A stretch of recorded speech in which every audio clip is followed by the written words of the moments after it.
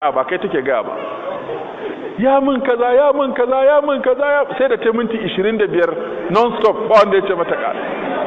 Sai nace kin gama? nace in ma da wani abin ƙara tunowa. Nace masa ka san wannan magana da take hucewa take yi, in ka tsokani mace ba ta huce ta faɗa ni wannan abu, ni wannan zama kaddara ne ma aurenka, ni auren nan kawai dole ma aka yi mun, ni ba ma san ka nake ban ma ka fita Allah sa kai hatsari mota kai, ni in ka ci ka dan halan ma ni ka bani takaddata, in kai dan halan ne ka sake ni, duk kana jin ta gama ka ce to Allah baki hakuri, tunda kai dan halan ne ba ka sake ta ba ai. Amma an ka biye maganganun mace sai ku ta faɗa, ta zazzage ka fa, kuma tana son ka, ta ce ka isa ka sake ta kuma ba sakin take so ba.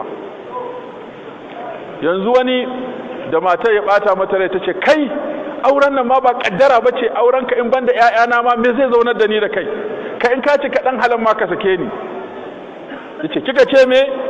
In ka ci ka dan halan ka sake ni. Yace dauko takarda da bairo in nuna miki ni dan halan ne.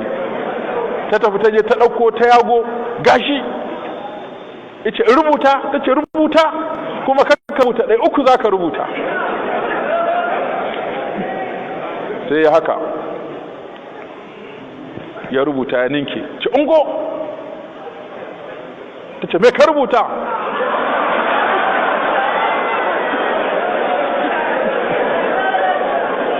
Yace me kika ce rubuta?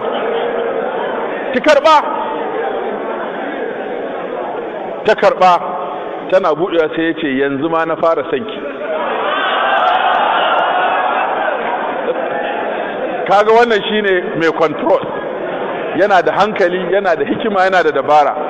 Amma yanzu yayin zamanin nan, yanzu wani ya bugo min da Katsina, wai matarsa tana zuwa aiki, kawai sai ya ce mata kar ta fita, in ta fita a bakacin aurenta. Yana fita ta yi tafiyarta, kuma dama cikon na uku ne. Shi ne yanzu kuma ya haukace, yanzu ta fara tattara kayanta da 'ya'yanta, kuma dama kaso kusan 50 na abubuwan gidan ita take yi. To shi ne ya ce wai ba yadda za a gyara. Na ce ina, ai ba zai gyaru ba. Kai fa kace mata in ta fita a bakacin aurenta, aure wasa ne? Kuma mace ai Allah da hikima shi yasa ya hana mata saki, da ya ba su saki da dukkaninku na muku saki uku. Saboda kai mai hankali ne, kai mai hikima ne, mai hangen nesa ne, ba za ka biya ta mace ba. In ka biya ta mace sai kai ta sakinta, kuma shi sa aka baka saki dan kafin ka yi shi sai ka yi nazari. Amma ka biya wa mace ka ce wai in kin fita a bakacin aurenki, duk wanda ya gwada wannan wallahi sai ta fita. Duk irin hakurin mace in ka ce mata in kin fita a bakacin aurenki wallahi sai ta fita. Shedan ne zai ta zuga ta sai ta fita. To kai mai hankali ka ce wa matarka wani ta fita a bakacin aurenta? Ba a faɗa wannan, a daina. Ka ce in kin fita ba za a yi miya da nama ba, sai ta fi jin haushin wannan.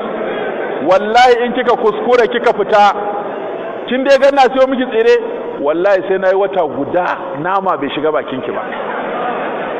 Wannan sai ya fi mata ciwo saboda ta yi shafa, amma aure kai ya shafa, kashe maka shi za ta yi kawai. Amma an kace nama, mata da cin nama, musamman kana da halin kawo nama, to sai ta ce ba za ki ci nama ban kika fita. Yauwa, ko ba zan baki ki je biki kaza, ko ba zan miki dinki iri kaza ba. To wannan sai ya fi mata ciwo tunda nata ne. Amma ku daina cewa na gwada wannan, na ga mafi yawa cikin 190 in dai sun ga matan sa haka wallahi sai sun fita. Kuma sai mutum zai yana wai malam ya za a yi, to ya za a yi, ka kashe aurenka, ka lalata aurenka. To wannan shine abu na. Sannan kuma tafiya, mu mafi yawan mu ba ma tafiya da iyali, saboda tafiya ba sai mai hakuri. Ko haji aka biya maka aka ce ku tafi da matarka, wallahi ba sa aka ci ba a hanya hajjin nan sai kun yi fada. Kun san dalili? Su komai nasu ba sauri, ba gaggawa. Mu kuma komai namu dan sauri ne da gaggawa. In kuka shiga kanti za ta yi siyayya sai ta bata ma awa daya, kai kuma kana sauri ka tafi harami, a nan za ku bata ka ce ke ni na yi gaba kya taho kawai, duk sai ta taya kayan gurin. la sai ta gaba ta yi ta ce la kaga wannan ya fi kyau, sauke min wannan. Sai an sauke ta ce kai ga wancan shudin ya fi, sauke min. Kai kuma kana gefe kana kallo abin diya ci ka arai. To anan za ku bata. Ko kawai ta yi kawaye ta tafiya ta tabakka, ko ta aje jakar ta tafi, ko kai ta buga waya ta aje waya a wani guri, kai ta bugawa ta aje a wani guri ta shiga harkarta. Ta ce kai ta buga waya gida ba a dauka, haka ne dama, yi ta bugawa ha a dauka. Ba a fushi da mata. In muka ce za mu dinga fushi saki za mu ta yi, ko mu ta kai duka, yi ta haƙuri ka share. In ta maka duk abin da ta ma bayan awa ɗaya sai ka ga da kanta ta zo tana ba da haƙuri. Suna da saurin nadama, suna da saurin fushi, ba sa auna magana, haka suke sakan mana ita. To sai mu daure mu cije mu haƙuri sai abin ya wuce. To wannan shine abu na 10 da ya kamata a kiyaye. Ragowan guda 5 suka rage mana ko? Shine ita kuma haƙƙinta a kanka, kai haƙƙinka a kanta.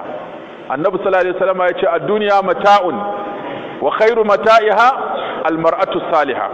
Man idza nazarta ilaiha sarratka wa idza amartaha ata'atka wa idza gibta anha hafizatka fi nafsiha wa malika wa idza qasamta alaiha abarratka. Sune haƙoƙin guda 5. Annabi sallallahu alaihi wasallama yace mace ta kwarai ita ce wacce in kace za ta yi, in kace bari za ta bari, in kana nan za ta faranta maka rai, in baka nan za ta kare maka kanta da dukiyarka. In ga abu 5 ya fito ko? Yi na yi, bari na bari, in kana gida ta faranta ma rai, in baka nan ta tsare maka kanta da dukiyarka. Domin duk mutumin da ya tafiya abu biyu yake so a kula masa da shi a gidansa, da matarsa da dukiyarsa. To in baka nan duk abin da ta san dukiyarka ne za ta yi kaffa, ba za ta bari a bata ko a lalata ko ita ta bata ta lalata ba. Sannan za ta kare ma mutuncin kanta, ba za ta nemi wani ba. Sannan kana nan kuma za ta faranta maka rai, ta yi ma girki, ta yi ma kwalliya, ta yi ma tsafta, ta yi zikiri, ta yi karatun Qur'ani, ta yi addu'a, ta zauna da makota da ƴan uwa lafiya, ta faranta maka rai kenan. Ka sa ta wance yi kaza, ta tashi ta yi, wace daina kaza, ta daina. Ina mace ta yi abu 5 din nan to an samu alheri. Yi na yi, bari na bari, ki faranta masa rai, ki tsare masa mutuncin kanki, ki kula da dukiyarsa. Waɗannan su ne abubuwa guda 5, cikon nawa kenan? Cikon 30. To waɗannan su ne saƙonni na ga ango da ya aure, kuma saƙonni na ga abokan ango da suka yi aure, saƙonni na ga waɗanda ba su aure ba sai su haddace, su ɗauka, su ajiye, su ta karantawa har su haddace. In lokacin aure zo sai a kula da waɗannan ƙa'idodi. Waɗanda suke da aure Allah ya sa musu albarka, ya ba su zaman lafiya. Wanda ba su da aure Allah ya sa su samu tagari. Mazan Allah ya ba su tagari, matan Allah ya ba su nagari. Allah ya ƙara ma jihar nan tamu albarka. Wannan ƙasa tamu Allah ya ƙara mata zaman lafiya, ya ƙara inganta mana tsaro da tattalin arziki. Masu lafiya Allah ya ƙara musu lafiya, marasa lafiya Allah ya ba su warkewa. Waɗanda suke cikin talauci Allah ya azurta su, wanda suke da arziki Allah ya ba su wadata. Allah cika zukatanmu da imani, da san Allah da san manzansa. Iyayenmu da suke da rai Allah ya sa mu cika da imani mu da su, wanda suka rasu kuma Allah ta'ala ya sa suna aljanna. Allah muna roƙonsa afuwarsa da rahamarsa da jin kansa da alkhairinsa, Allah ya lulube mu da su. Abinda muka faɗa daidai Allah ya ba mu lada, inda muka yi kuskure ko tuntuɓan harshe Allah ya yafe mana baki ɗaya. Wassalamu alaikum wa rahmatullahi wa barakatuh.